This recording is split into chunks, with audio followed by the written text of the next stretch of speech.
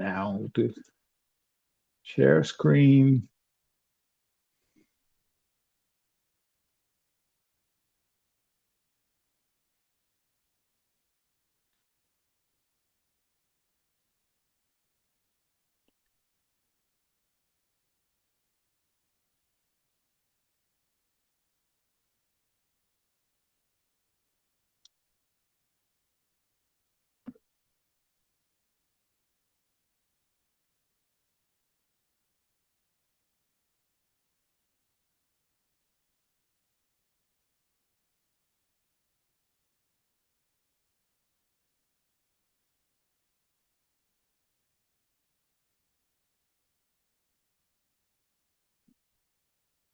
Now it's not letting me share. Technology is defeating me.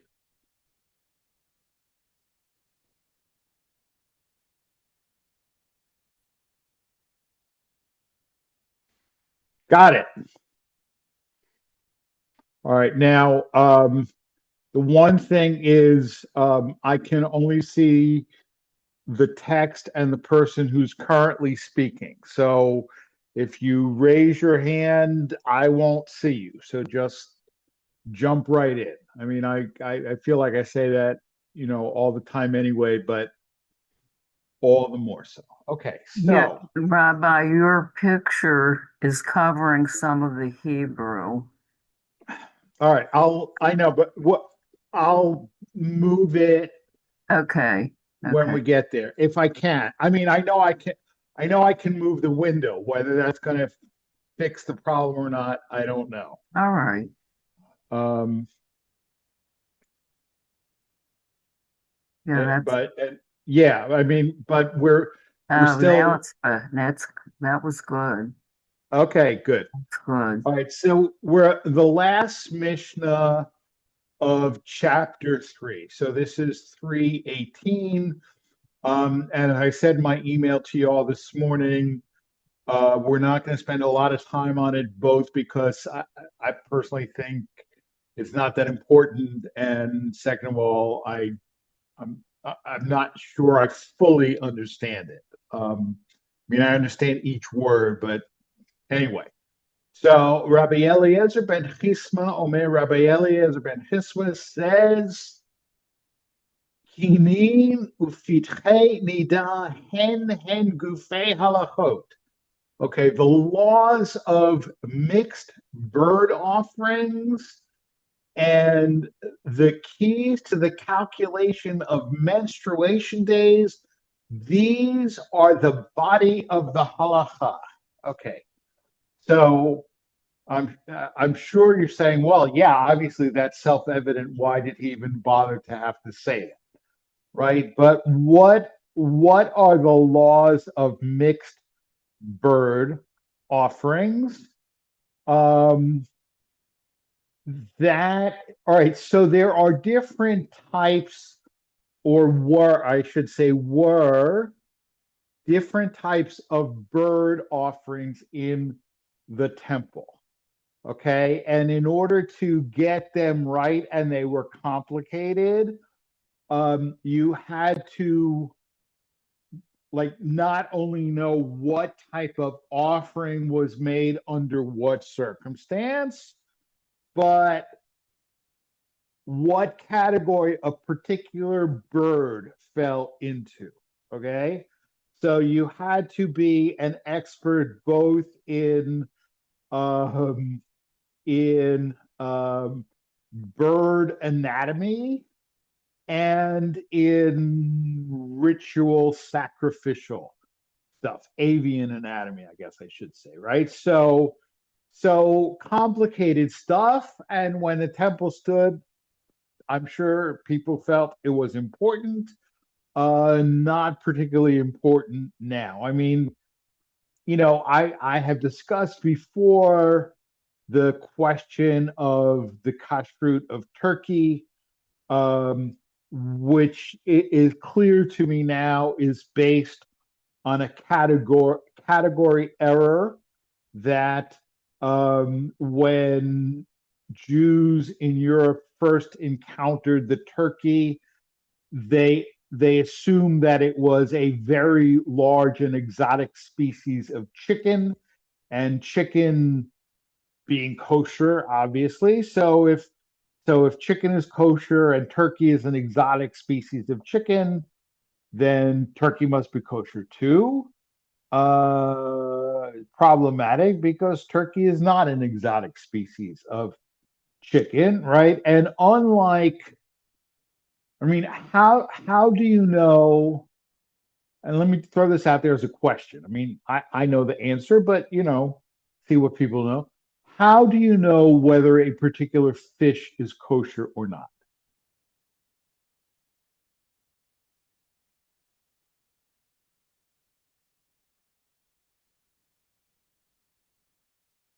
Right, you go into a store and like there's a fish that you have never eaten before, maybe never even heard of it, and you think you might like to try it, but how do you know whether it's kosher or not? Yeah, Sue. Well, I know it has to do with whether it's got fins and scales, Right. but I don't know all of the details about that. You do. You just thought there were more. Um, Oh. yeah, fins and scales. Okay. If the fish has fins and scales, it is a kosher fish. Period. Okay. Now, there are some fish that there is a debate over whether they actually have scales, right? Like swordfish, for example. Okay. But if it has, like, everybody knows what scales are, right? If they're like scales that peel off, or scrape off easily, and it has fins, it's a kosher fish. Okay, a four-legged animal. How do you know if it's kosher or not? It has split hoofs and it chews the cud, right? So there are in with for both fish and four-legged animals, there are objective biological what are called simanim signs, right? And if the fish or the quadruped has those simanim, it's kosher. If it doesn't have those simanim, it's not kosher. But with a bird, how do you know whether it's kosher or not?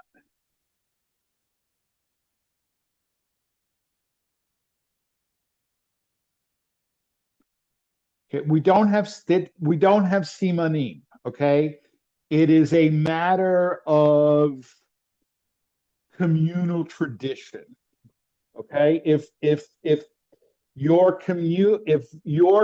there's a communal tradition that this is a kosher bird, it's a kosher bird. If there's a communal tradition that it's not a kosher bird, it's not a kosher bird. There could not possibly have been a communal tradition of turkey being kosher before 1492 because nowhere in the world where Jews lived was the turkey known. Okay, the other also grasshoppers and locusts, right? Certain species of grasshoppers and locusts are kosher. Communal tradition. Okay. Now the only Jewish community that has a tradition of being able to identify kosher grasshoppers and locusts are the Yemenites. It doesn't mean that only Yemenites can eat them. Okay. Any Jew can eat them once they've been identified by somebody from the Yemenite community who has that tradition. Okay, but I mean, I know you're all clamoring to eat grasshoppers and locusts anyway. Um, but in the future, it's going to matter, okay, because insect protein is going to be a more and more important. I mean, should we manage to get through the next couple years without blowing up the entire planet, insect protein will be a more significant source of protein. It's more efficient, it's more ecological, et cetera, et cetera. And then there's going to be questions, for Jews who care about kashrut, is this insect protein kosher or not? Yeah, Sue. Why just those two and not all the other insects? That's what it says in the Torah. Okay. That no other answer. All right. So anyway, so we know about certain birds, what category they fall into by tradition. Presumably, we don't have a tradition about, what birds are good for what sacrifice anymore because it hasn't been relevant for like 2,000 years. The other issue of calculation of menstruation days, basically, like if right for women who observe these laws, right, you are supposed to have 7 clean days and then go to the mikvah. This is about what happens if you lost count. What happens if you lost count, and how do you figure that out? Beyond that, I don't feel the necessity of going into. Okay, and then the next thing, kufot the gematriot par paraot lechochma. Right, kufot is the calculation of the equinox. Okay, calculation of the equinox, which has to do with calculating the calendar, and because certain months, right? Most months are either a 1 day or a 2 day Rosh Chodesh, but certain months can be either. But and it also deals with the question of whether you have a leap year or not. Okay, so astronomical calculations are very important. And the calculation that we have been using to figure out for the Hebrew calendar is remarkably accurate. I mean, it's not 100% accurate, which is, so the calendar does slip a little bit, but doesn't slip that much. And this Hebrew word gematriot, I mean, has come into English, right? And gematriot, that's a Greek loan word. I mean, it's it's the same word as geometry, actually. Okay, but gematria does not mean geometry, right? What does it mean? I mean, this is something, and some people sometimes ask me questions about gematria. Fortunately, there are a lot of online sites you can go to calculate gematria, or else I would be totally like useless with those kind of questions. But what is gematria? Isn't a calculation different things using numbers? I think of it more as a, part of the kind of wisdom, what am I thinking of? Numerology kind of thing. Yeah, kind of. Are you thinking of Like, Kabbalah, maybe right, Kabbalistic? Kabbalah, right. Yeah. All right. So every Hebrew letter has a numerical value. Okay. I mean, just as a simple example that everybody knows, right? Um, People tend to give charity in multiples of 18, right? They often also will give bar mitzvah or bat mitzvah gifts if they're giving money in multiples of 18, right? Why? Right? I mean, everybody knows that 18 is a good luck significant number in Judaism, but why is it a good luck significant number in Judaism?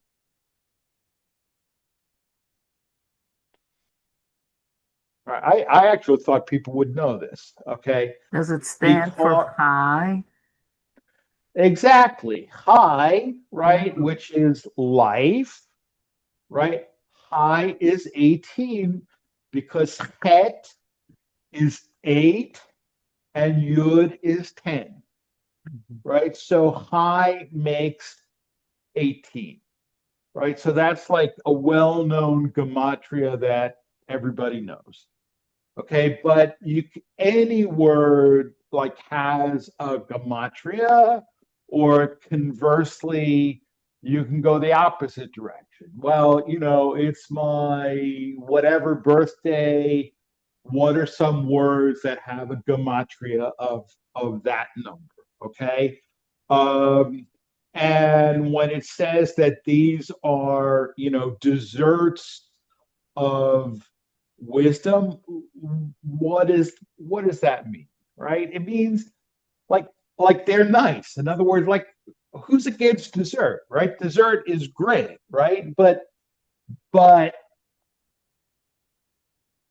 it doesn't make a meal, right? It doesn't make a meal. It's a little bonus, right? So being able to figure out gematria, and being able to figure out the calculation of the equinox. Now, the calculation of the equinox is actually important, but it's not something that everybody needs to be able to do, right? I mean, even back then, I mean, I guess if you were going to be a member of the Sanhedrin, because be, particularly while the temple stood, they didn't have a fixed calendar. They declared it by actual observation and so on and so forth. But doesn't mean that everybody had to be able to do that. But it was nice. All right. So let's. Before we leave this, why do you think these very disparate topics were thrown into this one teaching? Or they illustrate the extremes of certain issues, or are they just metaphors for something? Or No, I don't know. I mean, I looked for as many commentaries as I could find. I do think they were just kind of extreme. Like that is to say, um, the first two are difficult and important. Okay, the second two are difficult and nice, but really the world doesn't rise and fall on them. All right. I mean, I think like obviously, okay, so we live in a world where, like, for married people, sex is important, but well, I say unfortunately as a rabbi. I mean, other people might not agree with me, but not too many people in the conservative community observe the laws of what's known as family purity. Okay, just so you know, there has never been a ruling of the law committee that says you don't have to observe these. Okay, there has been a ruling of the law committee that liberalizes them because in orthodoxy, at least in theory, women observe 7 clean days and then 7 more just in case days. Okay, and the law committee has said you don't have to observe the 7 just in case, just the 7 clean, and then go to the mikvah. But very few people in the conservative community observe this. But obviously, if you're in a fully observant community, these things matter. I mean, they matter. They matter a lot. To the extent that even in the most orthodox communities, it's okay for women to learn these laws. Okay, because why? Because women are more comfortable going to other women. I mean, these are pretty intimate questions, right? I mean, does this, right? I mean, I don't have to go into the details, right? But women tend to be more comfortable asking this question of another woman, which means you have to know not only the biological realities, but also the halachic realities. In a community where women generally do not study halakha in that degree of depth. So they're important. And the other two, I think, are just sort of, fun and interesting and nice, but not, like I say, not something that the world rises and falls. I mean, it could just also be the quirkiness of this particular rabbi. Um, but I think your point is more accurate. Like they represent the extremes. Like in both cases, difficult, right? But two things that are difficult and important, and two things that are difficult and not that important. All right. Thank you for the question. So let's go on to the next Mishnah 4:1. All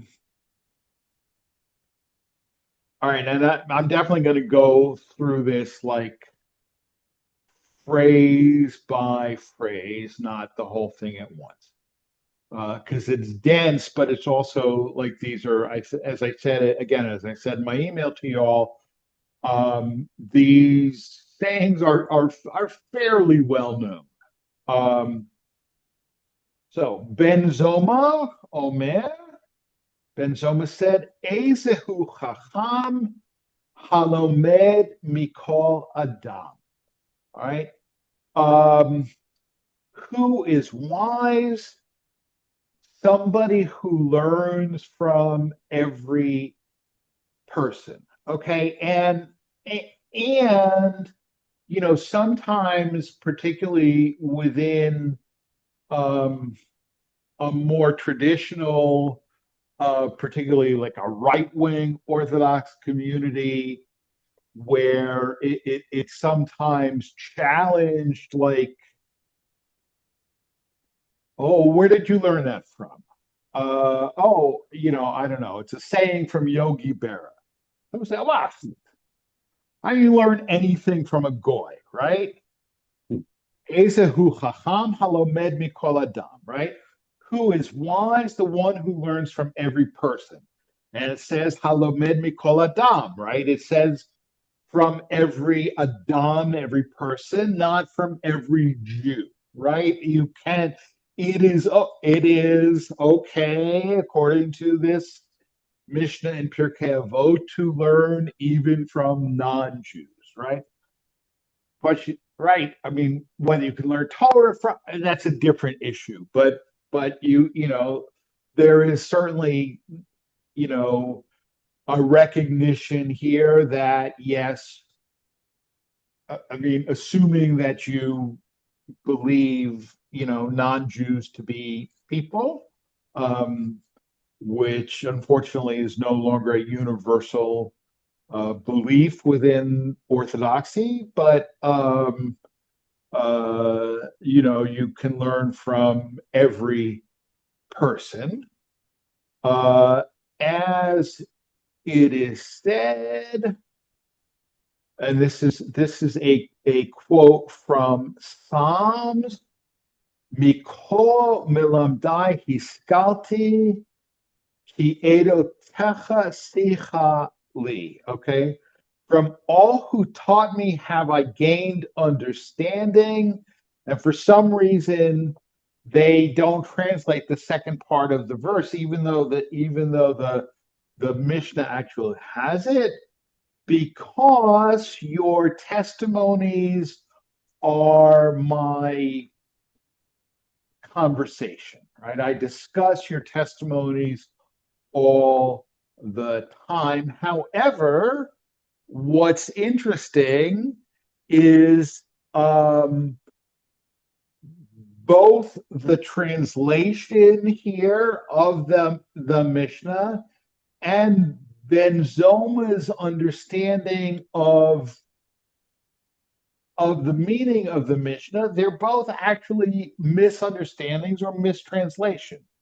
Because Mikol Milamdai Hiskalti does not mean because I have learned from all my teachers or I have gained wisdom from all my teachers. It means actually the opposite. I have become wiser than all my teachers. Right? Right. In other words, all these people who taught me, I'm now wiser than them. Right? Why? Because your testimony, your teachings are my conversation. But if you read the psalm according to what it actually means, then this phrase in this Mishnah doesn't really make any sense, right? But in other words, I have achieved more than my teachers, right? Which actually, when you think about it, you should, right? Right? Because I mean the right. I mean, knowledge should be built upon. It shouldn't just stand still, right? And so I know that, like, I mean, you see it here even in a class like this, right? Like if you ask a question or make a point that like sort of expands my knowledge, my understanding, do I get mad? Hey, you're not right. You're not supposed to be smarter than me. No, I mean I'm delighted, right? I'm delighted.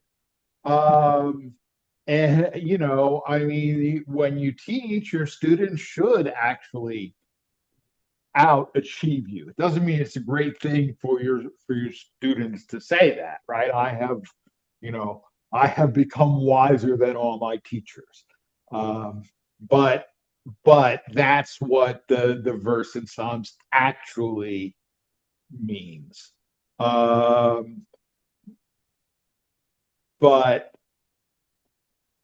so what does it mean to say, who is wise? The one who learns from every person. What does that mean? What is the significance of that? Right. And I would tell you that it is a well-known saying. I mean, it's even a song. Ezehu hacham halomed mikol adam. Right. Why? I mean, why is that important?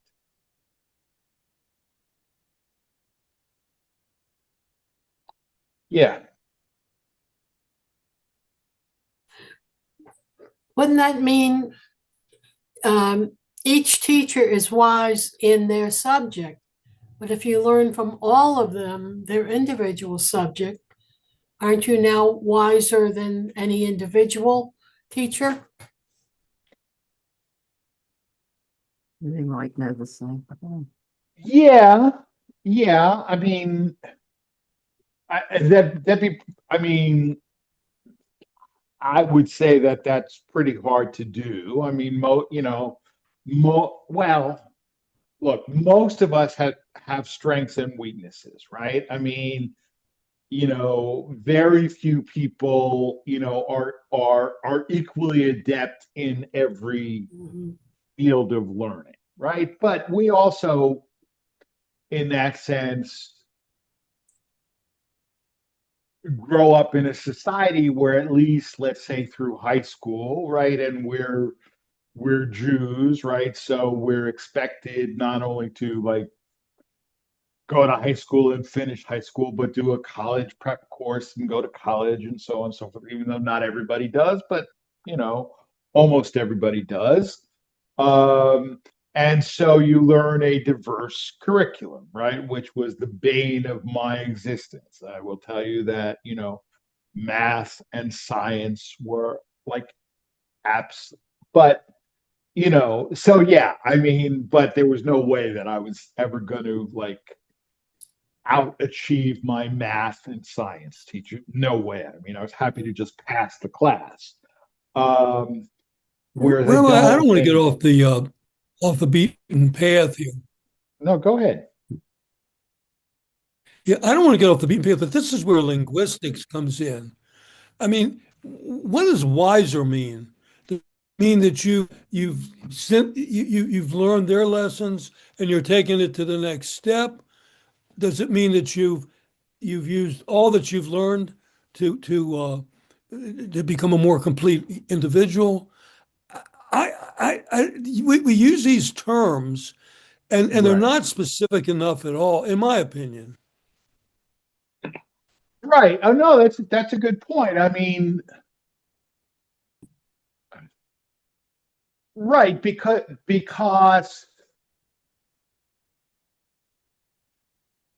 look, every Hebrew word does not translate precisely to one English word in every context, right? But if you look, if we go back to that Mishnah, right? All right. So, and I don't know, do you see my cursor on your screen? I don't know what you guys see or don't see. From All right. So, if you look at the third word in the second line, he's sculpty. Okay. So it says Mikol Milamdai he's sculpty. Mikol means from every, Milamdai my teachers. All right, okay, so from every of my teachers, every one of my teachers, he's sculpty. Okay, it's a he feel it. Now there is a word in there that most American Jews of our generation have learned, because it appears also, it's a Hebrew word, but it appears also in Yiddish, and that is the word sechel. All right, the root of this word hiskalti is sechel, right? Sin kaf lamed. And what is sechel? It's not exactly, I mean, again, I don't, sometimes like what a word means, you don't necessarily know how precisely how to translate that, right? I mean, everybody recognizes the word sechel, right? Mhm. Okay. How would you translate sechel into English? Common sense Yeah. is one. I mean, that's right. That's how we usually translate it, right? Common sense. But what is common sense really? Right? Is it a form of wisdom? Right? It is a form of wisdom. It's not necessarily academic wisdom, right? I mean, we all know people who maybe don't have a lot of formal education, but they still have a lot of wisdom, right?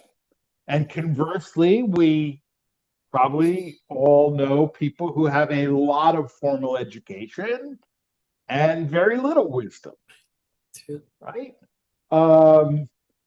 So that, but I think so. Mikomel and Hiskalti, I have become. I would translate it as I have become wiser than all my teachers.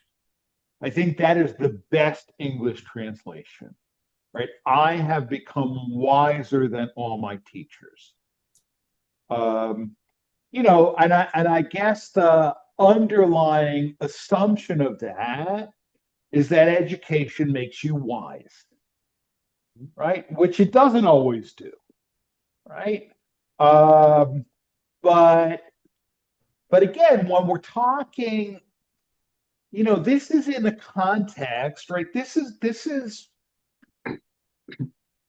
rabbinic literature, okay? And rabbinic literature in two meanings, right? I mean, literature produced by rabbis, but also literature produced by rabbis for rabbis, right? So it's in the context always of Torah study, right? And so Torah study is supposed to make you wiser. And so the speaker in Psalms is saying, I have become wiser than all my students. But actually, Halomed Mikol Adam is almost the opposite of that, right? Because you can and should learn from everybody, right? And not just other rabbis, right? I'm not sure I like that. But right. In other words, that I think is at least part of what is at work here, right? Is that at least for Ben Zoma, rabbinic literature does not contain the entirety of wisdom, and certainly does not contain the entirety of things which are worth knowing. Right. So yeah, no, I think you are right to drill for that linguistic precision. I mean, unfortunately, it's not, like I said. I mean, tra- translation is an art; it's not a science. Um, and we have, and certainly, people come to me and they need help translating something or understanding something, and there's an expectation that every Hebrew word must have its precise English equivalent, right? And that English equivalent must be precise, and it must be identical in all contexts. And that's just not the way language actually works. I mean, if you know any other language besides English, you just know that's not the way language works sometimes, or all the time. Anyway, so let's go on. All right. Ezehu Gibor Hakovesh et Yitzro Shenemar Tov Erech Apayim Migibor O Moshel Berucho Milkod Ir. Okay. Who is mighty? The one who conquers or subdues his inclination. Yetzer is understood to mean evil inclination. But again, that's not exactly right either, because we use the term, all right, Yetzer Hara, right? Yetzer Hara, or in Ashkenazi, Hebrew, or Yiddish, Yetzer Hara. And it's a term that is not like totally unfamiliar to people, but Yetzer Hara So if you say, what is Yetzer Hara? It's the evil inclination. But it's not the evil inclination. It's not evil. It is the acquisitive inclination, but also the egotistical inclination, and also the sex drive, but also the drive to procreate. In other words, there's another Mishnah that says, if not for the Yetzer Hara, the evil inclination, right? Nobody would ever build a house or plant a vineyard. Right, planting a house, having vineyard, these are good things, right? But they are things that we do because of the Yetzer Hara. But the Yetzer Hara can often be destructive, right? And all right, so let me go on with the proof text. And this is from Proverbs.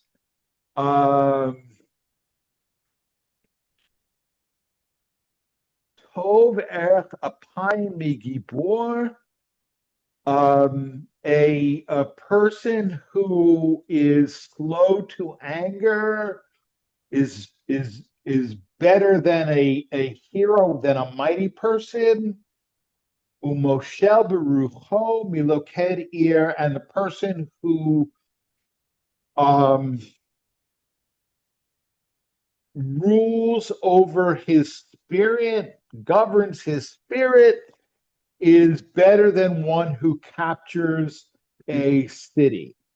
And I have to tell you that, right, this brings to mind a certain contemporary political figure, right, who has no control over their yetzer, over their inclination whatsoever. Whether that is to inquire or, say whatever comes into their head, or, just, and people think that this person is mighty, right? Well, all right, so we don't, but a lot of people do, right? I like him because he's strong. Well, Pirkei Avot would not have, certainly Ben Zoma would not have a lot of good to say about this person, because this person, first of all, this person is incapable of learning because they think that they know more than everybody. And then they are they are totally incapable of controlling their passions, right? They don't learn and they don't control their passions. So, the two things so far that we've learned from Ben Zoma about being wise and being mighty, this person is neither wise nor mighty. But I'll stop here for a minute. If anybody else has anything they want to say. Being slow to anger is also one of God's 13 attributes, yes, in the Torah. Right. That's the phrase, erech apayim, right? Right. Adonai arachum b'chanun erech apayim. Right. Right. That's slow to anger is a divine attribute, right? And always, I tend to use a Latin term, but it's certainly a Jewish concept, right? Imitatio Dei, right? That we should imitate the qualities of God. All right, by which I don't mean like creating universes, but exactly like slow to anger, right? There's a whole series of such comparisons, right? Mahu afata, just as he does or just as he is, so should you be, right? Um, God feeds the hungry, so you should feed the hungry, right? God clothes the naked, so you should clothe the naked, right? And then there's a proof text. How do we know God clothed the naked? Because it's right. He made garments of fig leaves for Adam and Eve after they, ate from the tree and became aware that they were naked, right? Um, God visits the sick, therefore you should visit the sick. Okay, where is that from? From the angels coming to visit Abraham while he's recovering from his bris at age 90, which is not a minor thing. Yeah, Leslie. One thing that's interesting is it says that you should be slow to anger, but it doesn't say that you should never be angry. So there must be something good about or useful about anger. Otherwise, it would say, even though it's impossible to do, but it would say something like, you should not be angry, but it says slow to anger. So that just struck me. Right. Well, no, I hear you, and it's something that, I deal with very much on a personal level. I mean, I have been personally tremendously moved by the Buddhist monk's peace walk. I mean, I hope this is something that you all know about. But if you don't, there are about 24 Buddhist monks who have a monastery in Fort Worth, and they are embarked on a 2,300-mile walk for peace from Fort Worth to DC. And they just crossed into North Carolina from South Carolina today. They're in the Charlotte area. Um, and it's tremendously moving, and it's actually inspiring to see, in the deep South, how many people have come out to meet them and greet them and accompany them. And it's a very slow walk. They only do about 20 miles a day, and that's on purpose. And they have a long lunch break, and people can come and meet them and talk with them. And then people can come again when they step for the night. And they usually, their lunch stop and their stop for the night are at churches. And I saw the pastor of a Southern Baptist church where they spent the night last night on this, Southern Baptist. Anyway, so and their whole thing and the Buddhist, I mean, the whole Buddhist thing is really conquering your passion, right? So actually, I mean, so far, what we've read from Ben Zoma in this Mishnah could be Buddhist, right? I mean, because really Buddhism really is. I mean, the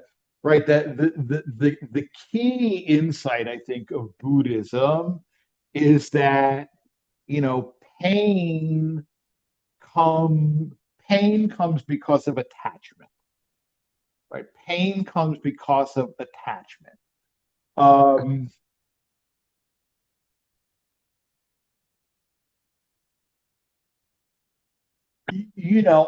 and so this march is tremendously moving, but at the same time there are horribly evil things happening in our country, right? And so is it wrong to get angry about them? No, I think it's wrong not to get angry about them, right? What's wrong about the anger is is when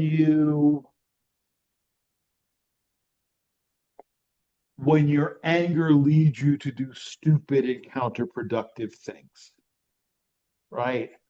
Whether that is, using violence, and the time, frankly, I am not a pacifist, okay? And the time may come when there is no other alternative than using violence, okay? If there are no elections in November, I think I think it would absolutely be the time to use violence. And I will go down there myself with my semi-automatic. I will, but we're not there yet. Okay. Rabbi, Um, before you start charging the ramparts, the idea to be slow to anger is a very practical I know that's admonition. I agree. I agree with you. In other words, that's exactly right. We should get angry, But but smartly once angry. you're angry, you're out of control. The other thing with Buddhism, you want to be centered. And for all religions, and certainly for Judaism, you want to be centered. You want to be able to see the whole picture. You want to have certain principles that you believe in, and you want to be able to think clearly to get that information when you want to communicate it. And if you're angry, it's an impediment. But to Leslie's point, there are times when you get angry. You can't really help it, but you're better off if you can figure out how to proceed and to come up with a plan and to it can spur you. The idea of an anger can spur you, but you need to be able to have your wits about you. And that's why, for instance, everybody says, look, when you write an email or a letter in anger, put it aside, wait a day, and then do it, send it, or let somebody else read it, because that's when you really are embarrassed. Just like the president the other day. What the guy was saying, pedophile protector, was enough to set him off, and he acted foolishly.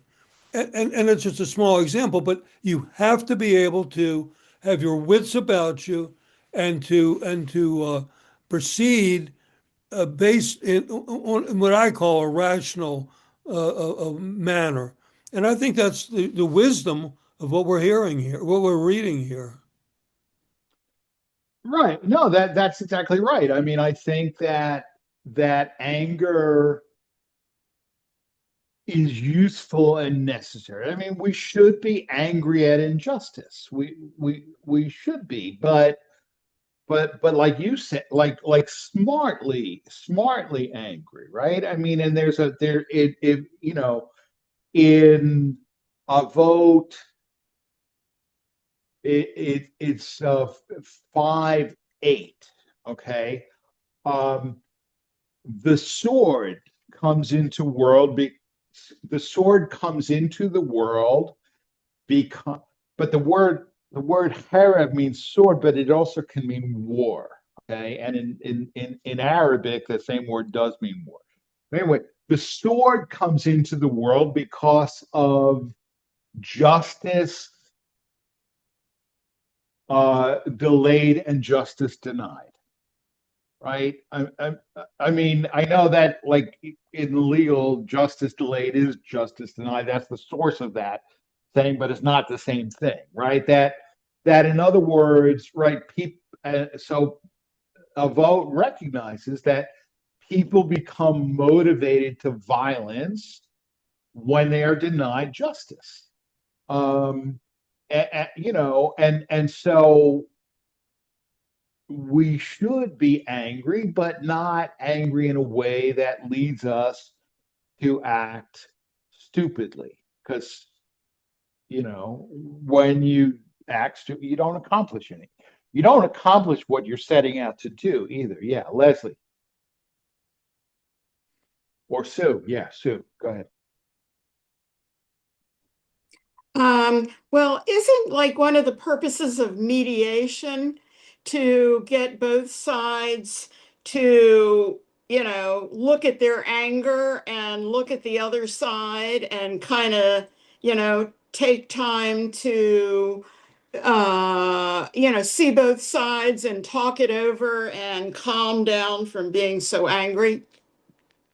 Leslie, can I tell you, because I've taken mediation courses and therefore I'm an expert, but the deal with mediation is if you can get two people to come to an agreement, whether the agreement is right, wrong, or indifferent, but if they come to an agreement, the mediators will tell you that they've been successful. On the other hand, when you go to mediation through the courts, they make it a bigger deal, and you have to adhere to certain principles. But the idea with mediation is to get people to get to a point of agreement. They can still hate each other, but they have to have an agreement for the problem that was brought to the mediator. Okay, my point though in saying that originally was it's noteworthy that the rule, or I mean not the rule, but the teaching, that the thing that God is teaching us is not that we shouldn't get angry. It's that we should be slow to get angry. And I'm just saying that's interesting. Because God could have said, not to get angry, which would have been difficult, of course, but that would be the aspiration. But it says slow to anger, not having anger at all. Right. Well, look, I can respond to that in two ways, both of which I think are correct, even though they might seem to be in contradiction. Okay. One is that I believe that the Torah never places impossible demands on us. The Torah never asks us to do something that's impossible. It often asks us to do something that we would rather not do, right? But it doesn't ask us to do things that are impossible, right? And therefore, to ask us to never get angry would be asking us to do something that is impossible. Right now, I guess, we're having our own little one-sided interfaith dialogue, right? I guess the Buddhist monks would say, but it's not impossible never to get angry, right? You just have to cultivate those habits of mind. But the second thing, and this is, gets me back to the point that I was making, is that getting angry can sometimes actually be useful, right? And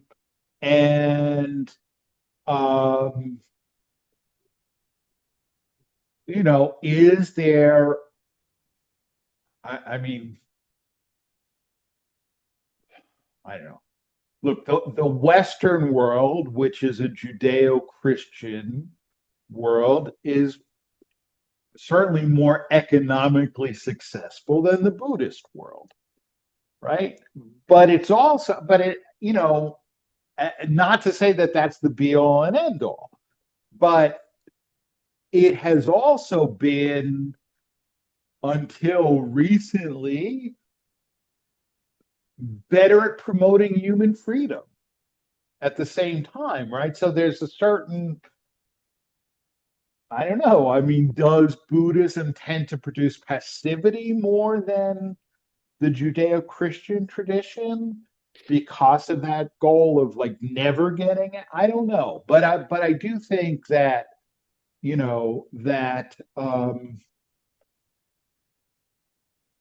getting angry is sometimes necessary and desirable and useful.